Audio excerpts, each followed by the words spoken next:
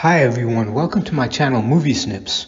Today we're going to be looking at Replicant Zhora, played by Joanna Cassidy, as depicted in the original Blade Runner film of 1982. So Zhora was among the 6 replicants that led an insurrection in the Dominguez colony off-world. The group then decided to hijack a shuttle, killing 23 people on board, and made their way back to Earth in the hope of being able to find a way to extend their lives. Their lifespans were capped at 4 years, and the clock was ticking. Zhora and her fellow replicants believed that Eldon Tyrell, the CEO and founder of the Tyrell Megacorporation, would be able to alter their DNA, thereby allowing them to live longer. Zhora had a physical level of A and a mental level of B. This was reflected in her profile readout, which was displayed on screen in the scene where Deckard is conversing with Officer Bryan about the 6 skin jobs that were at large. She was highly intelligent, but perhaps not as intelligent as the leader of the squad, Roy Batty. A voluptuous redhead, she was strong, flexible, resourceful, highly determined, and had a knack for talking herself out of tricky situations. She was adept at disguising herself among the general human population of Earth, and one would never assume that she was a replicant by first impressions alone. She had the uncanny ability to transfix and seduce people, thereby bending them to her will without them even knowing it. She was an advanced Nexus 6 model created by the Tyrell Corporation, thereby possessing emotions believed to be uniquely human.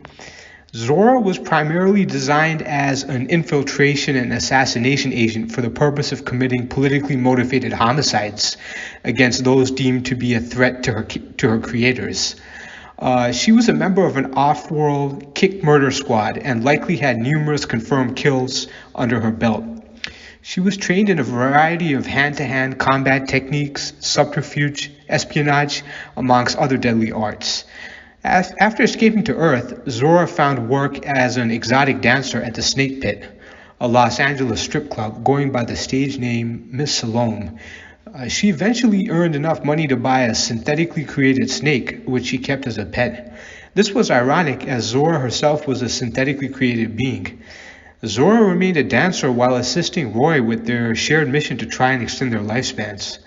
In the scanning of photos obtained from a search of Leon Kowalski's apartment, Deckard found Zhora and identified a custom tattoo of a snake on her neck. Tying it to a snake scale he found in Leon Kowalski's bathtub. When Deckard finally tracked her down and identified her as one of the missing replicants, Zhora proceeded to trick Deckard by luring him into her dressing room and then asking him to dry her off after coming out of the shower. Deckard complied with her request but was swiftly attacked by Zhora, who managed to overpower Deckard and almost succeeded in strangling him with his own necktie.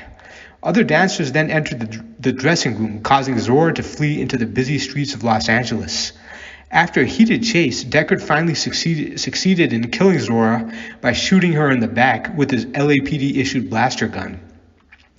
Zhora's death caused Deckard's guilt complex to weigh on him considerably as he questioned his true purpose in life. He was hit with the growing realization that replicants were emotional creatures and not just mindless drones created to serve the selfish desires of their human masters. Zhora was loosely based on the character Lubba Luft from Philip K. Dick's novel, Do Androids Dream of Electric Sheep? She was portrayed by Joanna Cassidy, who was cast primarily because of her physique and the fact that she had a pet Burmese python named Darling, which was used as Zora's snake in the film. For Zora's death scene, stunt performer Lee Pulford stood in for Cassidy. Cassidy's head was digitally placed over Pulford's for the release of Blade Runner: The Final Cut. In the shooting script, Zhora is not killed by Deckard's gunshots. Instead, she reaches the street and is hit by a bus. This manner of death is retained in the novelization. Zhora's striptease dance was to be filmed originally, but ultimately didn't make it past choreography and a makeup test. I'd like to thank you for watching my video today. Please remember to like, share, comment, and subscribe to my channel, and please check out my channel for more lore videos.